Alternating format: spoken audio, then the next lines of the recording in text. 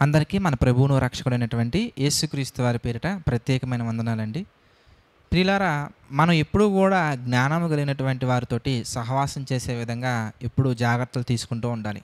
అది రిలేషన్స్ పరంగా కావచ్చు, ఫ్రెండ్స్ పరంగా కావచ్చు, ఏ పరంగానైనా కానీ.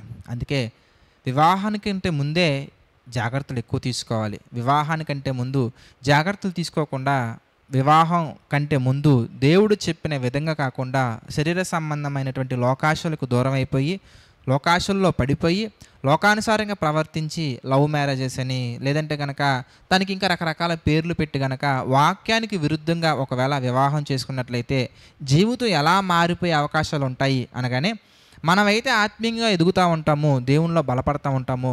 అయితే మన జీవితంలో కొన్ని సందర్భాలలో సాతానుడు ఎన్నో రకాల శ్రమలు తీసుకురావచ్చు, ఎన్నో రకాల శోధనలు తీసుకురావచ్చు.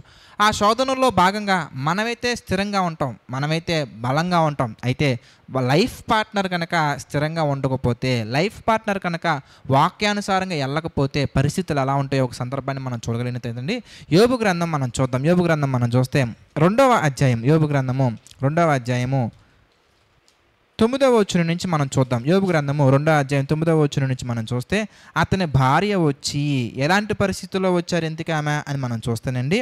7వ వచనం మనం చూద్దాం. కాబట్టి అపవాది యెహోవా సన్నిధుల నుండి బయలు వెళ్ళి అరికాలు మొదలుకొని నడినెత్తి వరకు బాధగల కురుపులతో యోబును మొత్తెను. అతడు ఒళ్ళు గోకుకొనుటకై చెల్లపెంకు తీసుకొని బొడుదులో కూర్చుండగా అతని భార్య వచ్చి, నీవు ఇంకనూ యథార్థతను వదలకయుందువా, దేవుని దూషించి మరణము కమ్మనెను. చూసారా, దేవునిలో బలపరిచే విధంగా ఉండే లైఫ్ పార్ట్నర్ ఉండాలి, కానీ ఈ విధంగా పరిస్థితులు ప్రతికూలంగా మారినప్పుడు ప్రభువుకు దూరం చేసే లైఫ్ పార్ట్నర్ అస్సలు ఉండకూడదండి. అలాగని బ్రదర్, మరి నా లైఫ్ పార్ట్నర్ ఆల్రెడీ మేము వివాహం చేసేసుకున్నామండి, మా పరిస్థితి ఏంటంటే కనుక వాక్యానుసారంగా కుటుంబాన్ని ఎలా కట్టుకోవాలి అనే విధంగా ఒకవేళ లైఫ్ పార్ట్నర్ ప్రాపర్గా లేకపోతే, వివాహం అంటే జ్ఞానం కంటే ముందు వివాహం జరుగుంటే కనుక నిర్ణయాలు ఎలా తీసుకోవాలి, ఏ విధంగా వాక్యానుసారంగా భర్త భార్యను మార్చుకోవాలి, భార్య భర్తను మార్చుకోవాలనే సబ్జెక్ట్ అంతా కూడా ప్రభు కృపను బట్టి ప్రిపేర్ చేయడం జరిగిందండి. ఎప్పుడు కూడా అడుసు తొక్కిన తర్వాత కాలు కడుక్కోవటం కంటే కూడా మనం ప్రాబ్లం రాకుండా, చాలా సందర్భాల్లో కొన్ని కొటేషన్స్ వింటూ ఉంటాం కదండి, prevention is the better than cure. అంటే ప్రాబ్లం వచ్చిన తర్వాత మనం సొల్యూషన్ వెతుక్కోకుండా ప్రాబ్లమే రాకుండా ప్లాన్ చేసుకోవడం అనేది చాలా మంచి అలా ఆలోచన. కాబట్టి వివాహం కంటే ముందు, అంటే ఇదిగో మరి వివాహం కంటే ముందు వాక్యానుసారంగా సేవకుల సమక్షంలో దేవుని చిత్త ప్రకారంగా ప్రార్థనాపూర్వకంగా మరి వాక్యం వివాహం అనేది దేవుని చిత్తమా కాదని పరీక్షించుకొని చేసుకోగలిగినట్లయితే కనుక జీవితం చాలా బాగుంటుందండి. ఇది భార్యకు భర్తకు మాత్రమే కాదండి, ఎవరికైనా కానీ. మన యొక్క ఫ్రెండ్స్ గురించి మనం ఆలోచించుకున్నా కానీ, ఫ్రెండ్స్ మనతో ఎలాంటి వారు ఉండాలనగానే మనల్ని ఆత్మీయంగా బలపరిచే వాళ్ళు ఉండాలి. దేవునిలో మనం నిలబడే విధంగా, దేవుని కృపలో బలం పొందుకునే విధంగా, మనల్ని బలపరిచే విధంగా ఉండేవాళ్ళని మనం ఎంచుకోవాలి. కానీ ఫ్రెండ్స్ లోకానుసారంగా ఉండేవాళ్ళు అయి ఉంటే కనుక మన సమస్యలో ఉన్నప్పుడు దేవునికి ఇంకా దూరం చేస్తారండి.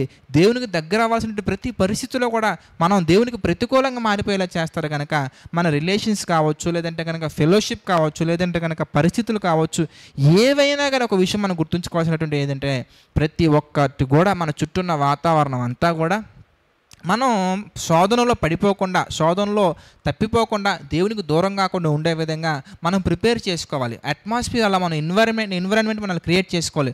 లేకపోతే వాక్యానికి విరుద్ధంగా మనం మారిపోయి దేవునికి శత్రువుగా మారిపోయే అవకాశం ఉంటుంది. కనుక ప్రియులారా, ప్రతి విషయంలో కూడా వాక్యానుసారంగా మనం ముందుకెళ్ళాలంటే మనం మాత్రమే స్థిరంగా నిలబడలేని మనసు మాత్రమే కాకుండా, మరి మన చుట్టుపక్కల ఉన్న పరిస్థితులు కూడా వాక్యానుసారంగా మనం కట్టుకోగలగాలి.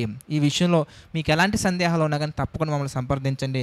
వాక్యానుసారంగా తప్పకుండా మేము మీకు గైడెన్స్ ఇస్తాము. ప్రార్థన చేసుకుందాం. దయచేసి ప్రతి ఒక్కరు తలలో వంచి ప్రార్థనలు ఏకీభవించండి. ప్రార్థన.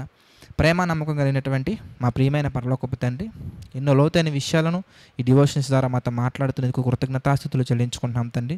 మీ కృపలో స్థిరపరచండి, మీ ప్రేమలో తండ్రి బలపరచండి. మీ చిత్తానికి వ్యతిరేకంగా వెళ్లకుండా తండ్రి, మీ ఆలోచన చొప్పున నడుచుకునే ధన్యతను అనుగ్రహించండి తండ్రి. డివోషన్స్ తండ్రి అనేక మందికి షేర్ చేస్తున్న ప్రతి కుమారుని ప్రతి కుమార్తెను తండ్రి మీరు దీవించండి, ఆశీర్వదించండి. మీ యొక్క కృపలో మా తండ్రి బలపరచండి. వారి కుటుంబం అంతా తండ్రి పర సంబంధమైన వేలులతో నింపబడే విధంగా, దీవించబడే విధంగా సహాయం చేయండి తండ్రి. మీ యొక్క ఆలోచన చొప్పున నడిపించండి దేవా. మీ చిత్తమైతే మేము అందరం మరలా కలుసుకుని ఎన్నో లోతైన విషయాలు ధ్యానించి దానితో అనుగ్రహించండి తండ్రి. ఈ పరిచర్య నిమిత్తం కష్టపడుతున్న ప్రతి కుమారుని ప్రతి కుమార్తెను తండ్రి దీవించండి తండ్రి. ఈ పరిచర్యలో ఆర్థికంగా పార్టిసిపేట్ చేస్తున్న వారిని కూడా మా తండ్రి మీ చిత్త ప్రకారంగా నడిపించండి, సహాయం చేయండి దేవా. సమస్త మహిమ ఘనత ప్రభావాలు మీకే చెల్లించుకుంటూ ప్రతి ఒక్కటి తండ్రి మీ చిత్త ప్రకారంగా జరిగించమని నడిపించమని వేడుకుంటూ మా ప్రభువును రక్షకుడైనటువంటి యేసుక్రీస్తు వారి పేరిట ఈ ప్రార్థనను అడిగి వేడుకొనుచున్నాము తండ్రి. ఆమెన్. అందరికీ వందనాలండి. God bless you all.